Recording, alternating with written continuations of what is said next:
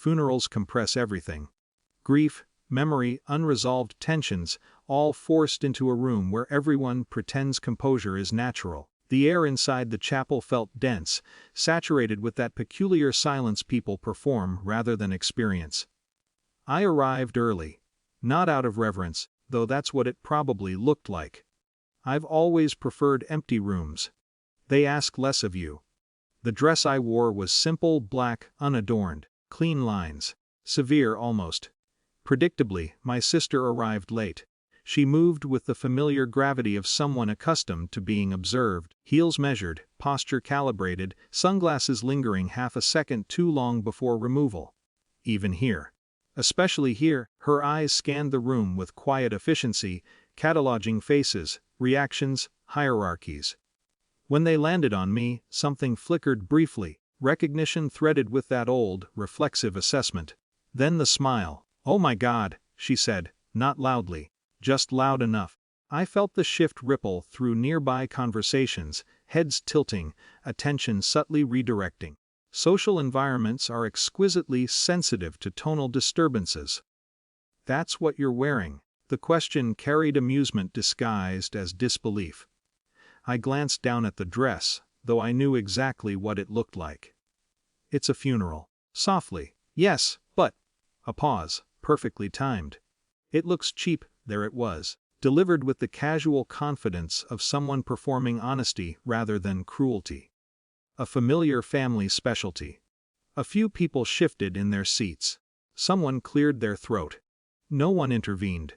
They rarely do in moments calibrated just below the threshold of overt impropriety. My sister leaned slightly closer. "I mean," she continued, lowering her voice in the way people do when they want intimacy to amplify impact, "I know you've had struggles."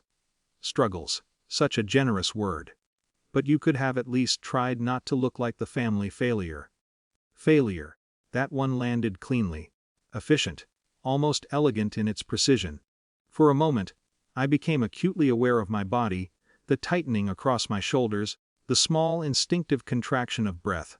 The nervous system, it turns out, remembers family long after logic intervenes. Memory doesn't replay scenes. It reactivates sensations. Years of small corrections, subtle comparisons, the quiet taxonomy of worth established early and reinforced often.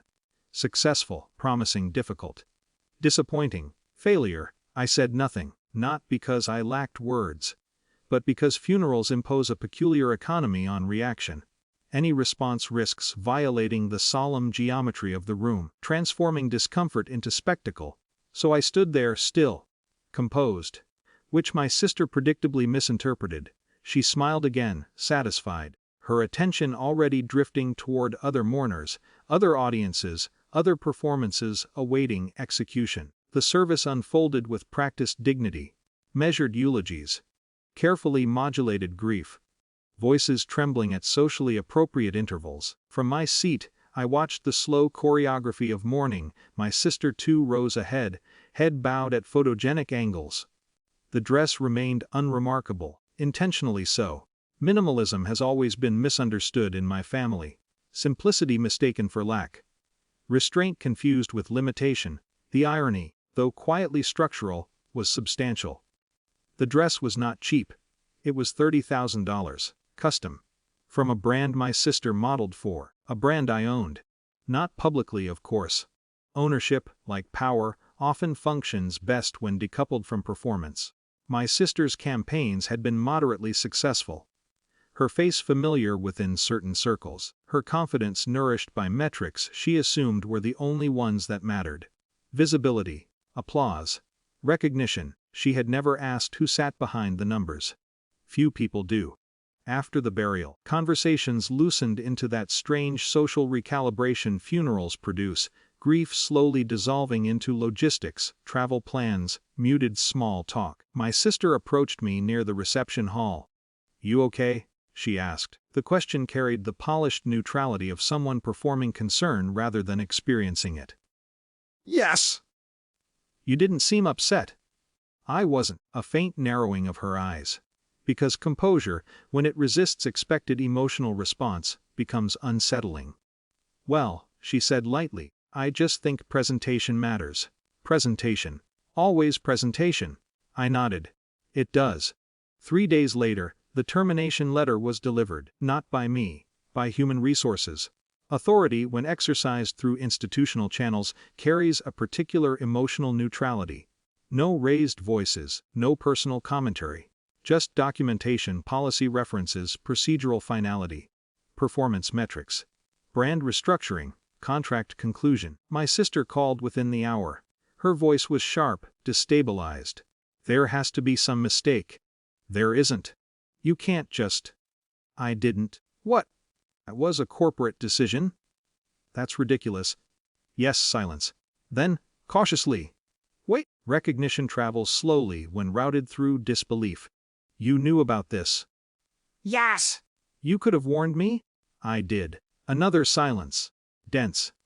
Because memory, inconveniently, tends to reappear at structurally awkward moments. I was wearing your brand, she said. Yes. You let me humiliate myself. I let you speak. The distinction mattered. Across the line, her breathing shifted, anger competing with something less stable, less nameable. This is insane. No. A long pause. The kind where emotional narratives strain against emerging structural clarity. You were never the failure, she said finally. The sentence arrived fractured, reluctant, stripped of its usual confidence. I considered it, not for validation, but for accuracy. I know, after we hung up, the silence in my apartment felt clean, uncrowded. Victory was not the word for what I felt. Relief came closer, though even that felt imprecise. Because some forms of recognition don't repair anything. They simply rearrange the architecture of illusion, and once altered, those structures rarely return to their original shape.